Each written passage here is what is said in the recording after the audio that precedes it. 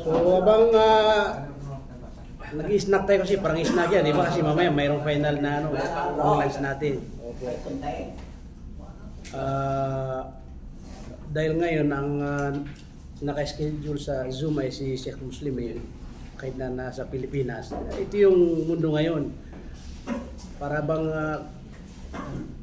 kung gusto mo makausap kahit na malayo, di ba? So nakita niyo siguro yung post natin na siya ngayon ang may schedule. So katulad pa rin sa dati na 1:30 tayo nagsisimula, di ba, sa Zoom. Pero mga 12, mga 1:15 nito tayo para magsihanda ng pagkain. So habang kumakain tayo, tamang-tama, magsisimula rin si Sheikh Muslim inshallah. So bago tayo magsimula, para sa ating lahat, kaalaman, may isa tayong kapatid na alhamdulillah, dagdag sa mga kapatid. Kanina nag-impress po yan. Kanina po yan. Pinasada namin kanina kasi nakahanda po siya para makapagsala ng Friday. Okay. Naisip namin, ano kaya, mas maganda dito para mas marami. Pero mas naisip namin yung makasabay sa Juma. Alam po natin lahat ng pinakamahina pagka tayo nakapag-embrace o nag-embrace sa Islam para malaman ng kapatid, pinakagagawin natin ay maglilinis, di ba? Maghugas, maliligo, papalit ng damit. Opo. Kumbaga, dahil siyempre, nung hindi pa siya naging Muslim, kabilang siya sa tinatawag na musyrik, ibig sabihin nagtatambal. So, kumbaga sa paningin, marumi ang kanyang kumbaga kalagayan dahil siyempre hindi siya Muslim. O pagka nag-Muslim na, yun. So, ibig sabihin dahil nagbaliklog kaya kailangan lahat ay linisin niya, kumbaga. Okay. Di bali po kapatid, kasi ito yung sinasabi po natin na pag-aaral natin pagka tapos ng Salatul Juma'a. Yung kanina, nagsala tayo ng Juma'a. 2 raka'a. Opo. Pagka hindi Friday, magsasala tayo ay 4 na raka'a. Tinatawag na Salatul Duhur. Opo. Pero kapag Friday, 2 raka'a. Tapos may khutbah. Kaya nakita natin, 2 yung khutbah. Tinatawag na unang khutbah at pangalawang khutbah. Opo. So ito yung unang kumbaga pag-aaral po natin. Pangalawa, may Zoom tayo mamaya. May Zoom. Pagkatapos ng Zoom, may kasunod din na pag-aaral. Kasi siyempre tapos tayo kumain din, tapos ng Zoom, doon natin isusunod yung mga ibang subject. Yung sa Arabic, after Asar po yun. Di ba? After Asar yung Arabic. So, bago mag-asar, yung pagitan ng yung oras after Zoom, doon natin nilalagay yung mga paksa o di kaya mga subject na mayroon tayo. Nagpapalitan tayo, si Yusuf nandyan na, si Muslimin, ako. Pero ang palagi po ngayon ng programa natin after Salatul Juma'a ay ano po, translation, di ba? So doon tayo kumukuha ng paksa, doon tayo kumukuha ng ipapaliwanag. Kaya after Salatul Juma'a, wala tayong nakahanda na paksa. Maliban doon sa naka-schedule sa after Zoom, yun, doon sila magkakaroon na may mga paksa na nakahanda para ipapaliwanag nila sa atin. Pero sa khutbah, wala. Kung anong maging paksa po doon, yun pa rin ang ating pag-usapan, inshallah. Okay? So, okay na Brad, meron ka bang napili na pangalan sa Islam o wala ba? Sa susunod na lang po. Sa susunod inshallah. Okay, so yung mga hindi pa nakatapos, ituloy niya para mapagsimula tayo. Tapos na. May tubig tayo dun, ang tubig malaki kasi wala tayong bili ng mga mineral.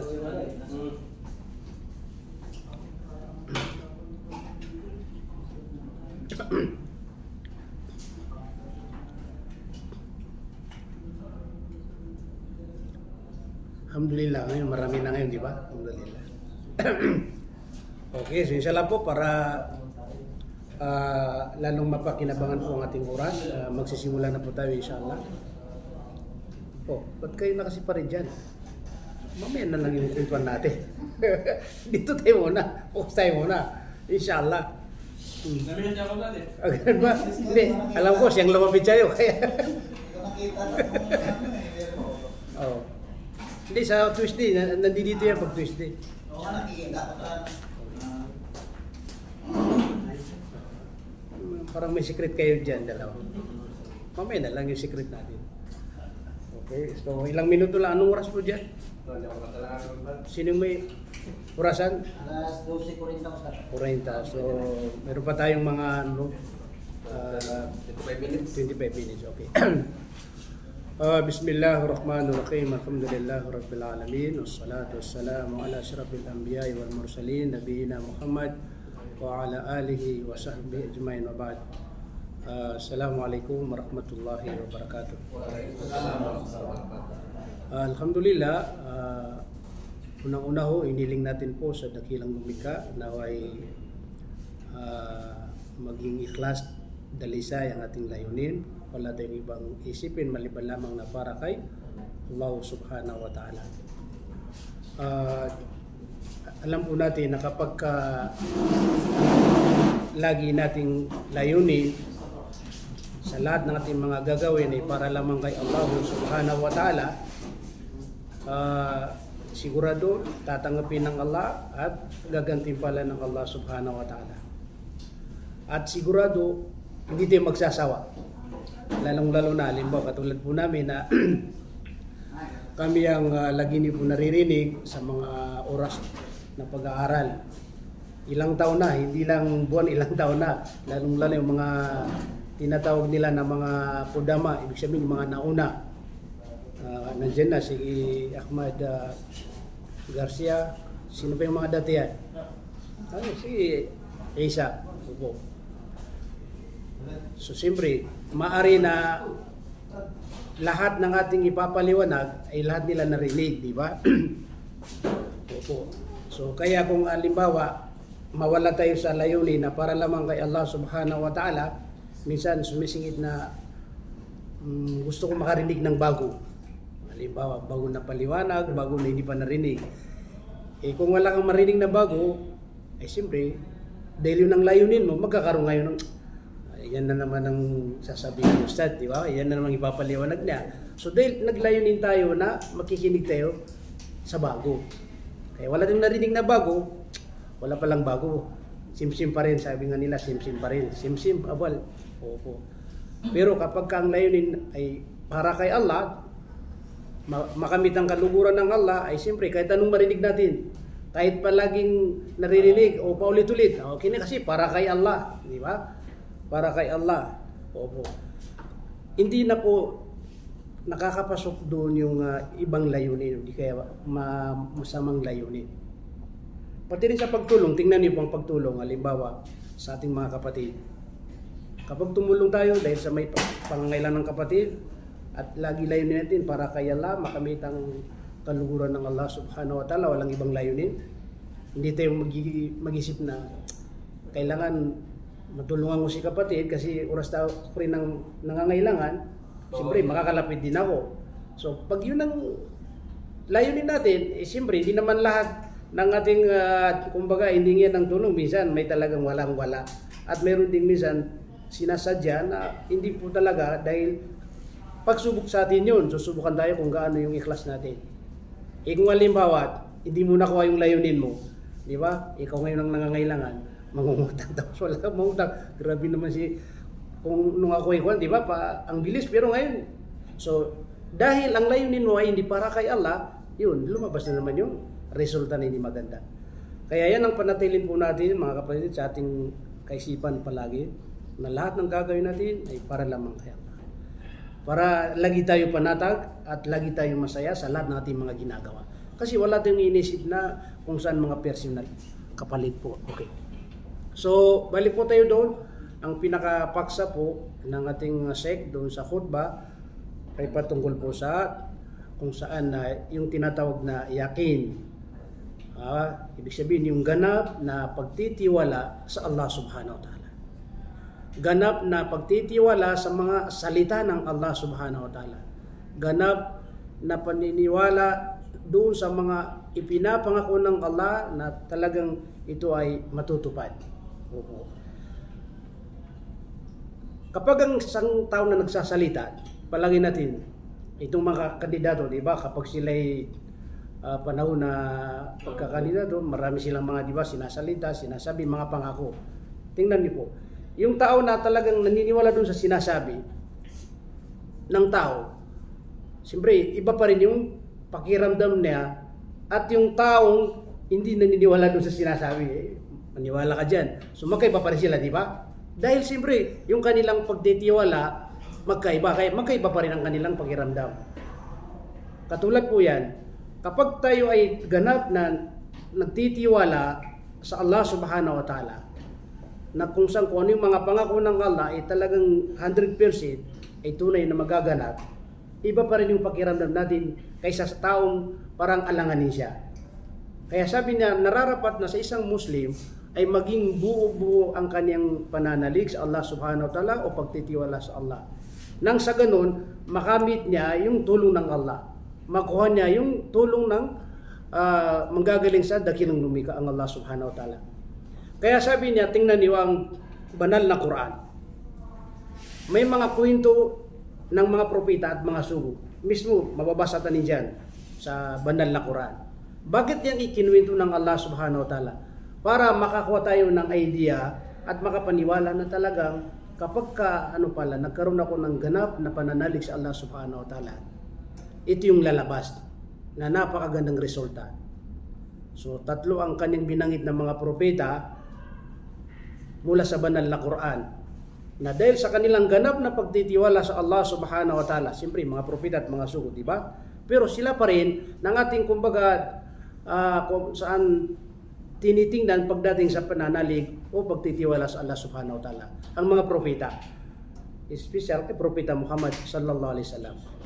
Kaya unang-unang kanyang ikinuwento, ito lagi natin naririnig, katulad sabi niya ni Ibrahim alaihi salatu wasalam.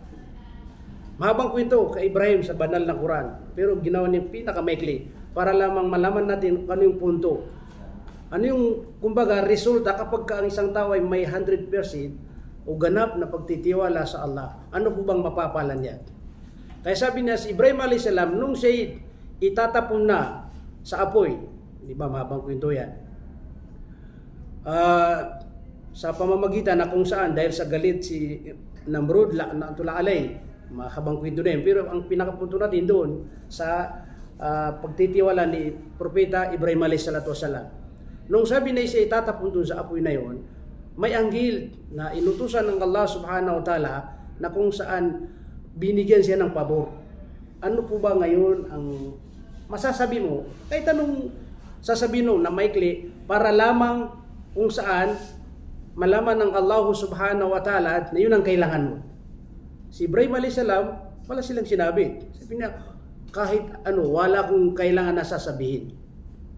Kahit ano, wala kong sasabihin na kailangan para sa Allah subhanahu wa ta'ala. Bakit? Dahil 100% yung kanyang paniniwala sa Allah subhanahu wa ta'ala o pagtitiwala sa Allah na kung saan makakamit niya yung tulong ng Allah kapag alimbawa mayroon kung saan kailangan niya yung tulong. Kaya sabi, wala kong sasabihin. Dahil 100% mayroon siyang paniniwala o pagtitiwala sa Allah na sa oras na magkakaroon ng problema, darating at darating yung tulong ng Allah subhanahu wa ta'ala. So ibig sabihin, hindi ko na kailangan yung tulong o di kaya yung payo mo sa akin na ano po kasi yun na buo na. Kaya sabi na, anong nagresulta? Nung itinapon na doon sa apoy na kung saan para masunog po siya, doon po kung saan bumaba yung isang talata o di kaya nabanggit mismo sa banal na Quran na si Allah subhanahu wa ta'ala nagsabi na kung saan yung yanar kuni barda wa salaman ala Ibrahim. So dahil yung kanyang 100% na pagtitiwala sa Allah na hindi siya mapapahamak, kaya yung dumating na yung tulong ng Allah subhanahu wa ta'ala, nag-order ang Allah mismo sa apoy. Yanar o apoy. Kasi ang apoy o at iba pang mga makakapinsala, sino may hawak, may control, di ba? Si Allah subhanahu wa ta'ala lamang. Sinabi ng Allah, ya nar, o apoy, kuni barda, maging ano ka, kung saan barda, malamig. Kaya sa araw na yun daw, sa oras na yun, kahit na halimbawa, nakikita na, kasi yung ginawang mga panggatong, kumbaga ano daw, parang maliit na bundok. Talaga, inipon yun kasi para masunog siya ng matindi. Siyempre, sa panahon yun, medyo mga malalaking tao, di ba? Kaya katulad natin. Opo. So, ang naikwento pa sa tafsir, dahil sa taas yung panggatong na naipon, hindi kayang ilagay na kung saan ilalagay doon si Ibrahim a.s. Ginawa pang ano, yung parang pitik na para itapon doon kasi hindi kayang dalhin doon kasi mataas. So dahil doon sa kanyang 100% na pagtitiwala sa Allah subhanahu wa ta'ala, mismong Allah subhanahu wa ta'ala nag-order, o apoy maging malamig ka. Kaya sabi ng mga scholar, nalamigan si Ibrahim kahit na nakikitang napakataas ng apoy, pero ang nararamdaman ni Ibrahim a.s. malamig. Siyempre tao tayo pag sobrang nalamig, bakit ang lamig? Parang ganun, di ba? Yan, nandyan, lagi may jacket ako kasi sobrang lamig, lagi nakatutok sa akin, kailang may jacket. Ang gusto natin pala, yung hindi masyadong malamig, di ba? Tao si Ibrahim a.s. Nung nagkaroon siya, nakaramdam siya ng sobrang lamig, at alam ng Allah subhanahu wa ta'ala, sabi ng mga scholar, alam ng Allah nung pinakamabuti sa kanya, doon niya isinod yung wasalama. Una, barda, malamig. So nagkaroon ng lamig, wasalama. Huwag kang mag-alala kasi ngayon nalalamigan ka, hindi mo pala gusto yung malamig. Minsan may mga tao na gusto yung malamig, di ba? Yung aircon malakas. Sabi niya, wasalama. Maging ano ka, tinatag na safety yun, yung kapayapaan normal. Parang lumalabas yun, yung maramdaman ni Ibrahim a.s. yung pinakamaganda, mapayapa. Kasi wasalama. Yan, katulad mo yan, mashallah. Mga, opo.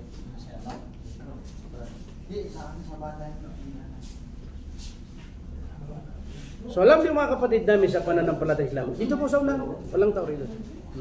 Marami yun, di ba sobra pa eh. Okay. Siglit muna kasi may yan ang gusto namin sa iyo, Limar. Dapat lagi ka nandito kasi pag wala ka, iba pa rin nandiyan ka. Mashallah. Mashallah. Kasi minsan, medyo ano.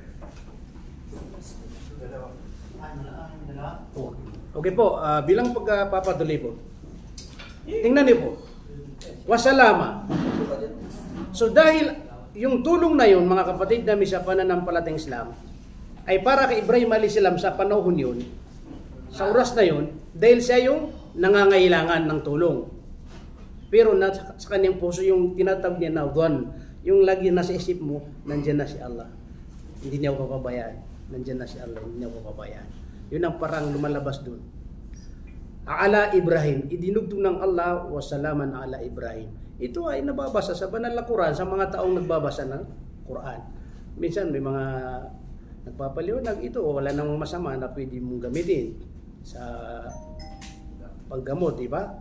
Kasi yung bang bigla na napaso, babangitin mo doon na magkaroon ng wasalaman na ala, ibig sabihin, ang sarili mo yun. O di kaya kung may kapatid ka, siya yung nagkaroon ng paso, na biglaan, pwede mo gamit para daw hindi maaari na sa barakan ng Quran. Kasi ang Quran po mga kapatid, ito yung isang nabanggit sa talata mismo sa Quran na ito yung shifa. Pag sinabi shifa, gamot yan. Opo. Kumbaga, ipinadala namin sabi ng Allah subhanahu wa ta'ala ang Quran. Ma huwa shifa wa rahmatul lil mu'minin. Siya ay gamot at habag awa sa mga mananampalataya. So ibig sabihin nun, kung gagamitin sa Quran bilang gamot sa mga problema, wala nang masama kasi ito'y gamot sa panglabas at pangloob. Kapag tinanggap ni Allah yung alibawa ating panalangin na maging dahilan yun na magamutan tayo, walang problema doon. Opo. So yun ang po mga kapatid. Kaya isa rin daw sa nasabi ni Ibrahim a.s. na kung saan yung naramdaman niya sa kanyang buong buhay na pinakamainam ay nung nasa apoy na siya. Sabi ng mga scholar, dahil sa kapangyarihan ng Allah subhanahu wa ta'ala, tingnan niyo sabi niya, apoy, di ba? Grabe yung apoy. Ang apoy nakakasunog. Di ba? Nakakamatay po yan.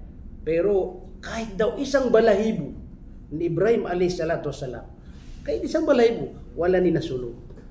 Pero nandun na sa ano po, apoy na napakaalam. So, ang tagapaglikha, kaya niyang baguhin yung kanyang nilikha kasi siyang makapangyarihan at siyang may kontrol lahat. Okay, nilikha ko ang apoy, halimbawa, nilikha ni Allah ang apoy para makasunog. Pero pwede niya baguhin, na tanggalin yung apoy na mainit. Dahil siya nang may kontrol ng lahat, di ba? So nakikita mo yan. Kaya sabi nga, walang imposible talaga sa Allah subhanahu wa ta'ala. Ang kaso lang, minsan yung tao, para bang yung kapangyarihan ng Allah, binibigyan niya ng limitasyon. Di ba? Parang mayangganat. Subhanallah. Napakaraming kwento sa Quran ay pinakita ng Allah na talagang walang limitasyon ng kanyang kapangyarihan.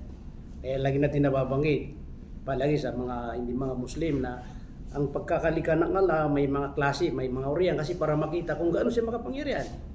Pwede niya likayin ng tao kahit walang sapat na maging dahilan. Halimbawa, tayo na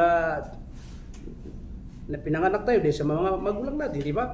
Kaya ano po bang dahilan ba't ikinukinto si Adan, ba't ikinukinto si Hawa na wala silang mga asawa hanggang kay Jesus na nagkaroon siya ng nanay na walang tatay? Lahat po ito ay pinapakita ng Allah gaano siya makapangyarihan. Siyang may kontrol lahat. Kaso lang hindi natin nararamdaman yung tulong ng Allah at kanyang kumbaga habag sa atin kasi hindi pa tayo buong-buo na may tiwala at ganap sa Allah subhanahu wa ta'ala. Kaya sabi na ang mga propeta, dahil mayroon silang ganap na mga ganap na tiwala, kaya nakikita po yung mga resulta ng kanilang pagtitiwala sa Allah. Isa rin yung sa kinuwento niya si Ibrahim a.s. Ibig sabihin, hindi siya napahamak dahil sa tiwala niya sa Allah subhanahu wa ta'ala. Sabi na si Musa, yun ang pangalang binanggit niya, lagi natin napapag-usapan si Musa a.s. Nang sabi niya na itatakas niya ang kanyang mga tagasunod. Di ba sa kwento na yun, mahaba yun. Nang dumating na sila doon sa, sabihin natin, sa ano ng tubig, di ato doon? Opo. Ang mga ilan sa mga tauhan ni Musa alayhis salam, siyempre, hindi pa sila buo ang kanilang at pagtitiwala sa Allah. Kasi siyempre, mga bagong yak sila, kumbaga, bago sila isinaman ni Propeta Musa alayhis salatu wassalam. Kaya nakapagsabi sila, Ya Musa, inna lamudrakun. Kumbaga, nandyan na si Firaun at saka mga tauhan niya, maabot nila tayo, di ba? Ibig sabihin, papatay nila tayo lahat. Kaya siyempre, nandun na yung takot talaga. Kasi wala silang mapupunta dahil tubig na, di ba? Subhanallah. Kaya sabi ng Sheikh, sabi niya, tingnan niyo yung sinabi ni Musa alayhis salam. Yung ma'iya Rabbi, huwag kayong mag-aalala kasi kasama ko ang aking Panginoon. Kasama ko ang Panginoon. Hindi na sila sinama. Kasi yung mga iba doon, bago pa sila, kumbaga, sumunod na lang sila kay Musa alayhis salam. Kumbaga, hindi pa sila naka-final talagang nabuong kanilang paniniwala. Kaya sabi, ma'iya Rabbi, kasama ko si Allah subhanahu wa ta'ala. So anong nagresulta? Di ba yung tungkod niya? Inutusan ng Allah na alki, ya Musa. Kumbaga, iampas mo ang tungkod mo dyan sa dagat na yan. Ang nakakapagtaka, hindi lang isang naging daanan. 12, di ba? Sa Quran, 12 ang naging, kasi ano daw, 12 daw na kabila. Ibig sabihin, 12 na parang tribes o pamilya, para bawat isa sa kanila, binigyan ni Allah na, sige. Subhanallah, tingnan yung tulong ng Allah. Pag dumating tulong ng Allah, kumbaga, napakaganda. Para daw hindi sila magsiksikan o magunang. Kasi, okay, itong pamilya, dito na kayo. Yung parang ganun. Pagka-lipas nila doon, pagkata-daan nila doon, anong resulta? Sumunod, di ba? Hanggang sa doon namatay yung mga tao ni Firaun la'natullahi. So, ang pinakapunto niya doon, mga kapatid, yung pagtitiwala ni Musa alayhis salam sa Allah, dumating yung tulong ng Allah subhanahu. Mahaba, marami sabi niyang kwento patuloy Musa, pero isa lang yung kanyang kinuwento. Okay. Pangatlo kasi dito na itatapos. Anong oras? 10 minutes to 1. Mga ba? May 15 minutes pa ba? 15 minutes pa, okay. Pangatlo, sabi niya, si Muhammad sallallahu alaihi wasallam, si Propeta Muhammad, kasi tatlo lang binanggit niya ng mga sugo. Si Propeta Muhammad, ito lagi ko ito ipapaliwanag. Nung siya hinahabol siya ng mga Quraysh, di ba, dalaw sila kay Abu Bakar radhiyallahu anhu, at pumasok sila doon sa tinatawag na Ghari Hira, isang kuweba na ano. Opo. Pagpasok nila doon at sinusundan sila ng mga Quraysh, kaya tingnan niyo doon, yung subhanallah, pagpasok nila at sinundan sila ng mga Quraysh, tapos inahanap sila. Di ba? Isa rin sasabihin niya doon, tingnan niyo yung tawag doon, gagamba yun? Bahay ng Sapot. Opo. Tinatawag na Angkabut. Nung pumasok na si Muhammad sallallahu alaihi wasallam kasama si Abu Bakar radhiyallahu anhu, siyempre normal yung bahay ng Angkabut. Sira ka kasi siyempre, di ba, napakasimple. Hindi yung makita. Di ba? Wala na. Pero dahil sa kapangyarihan ng Allah, pwede ka niya tulungan sa isang bagay na kahit napakahina o sabihin natin, parang walang-wala, di ba? So, dahil doon, nagkaroon ng mga Quraysh na imposible na nandito si Muhammad. Kasi pagpasok ni Muhammad kasama si Abu Bakar radhiyallahu anhu, yung dinanan nila, doon tayo ng bahay, ang kabod. Anong tawag sa Tagalog?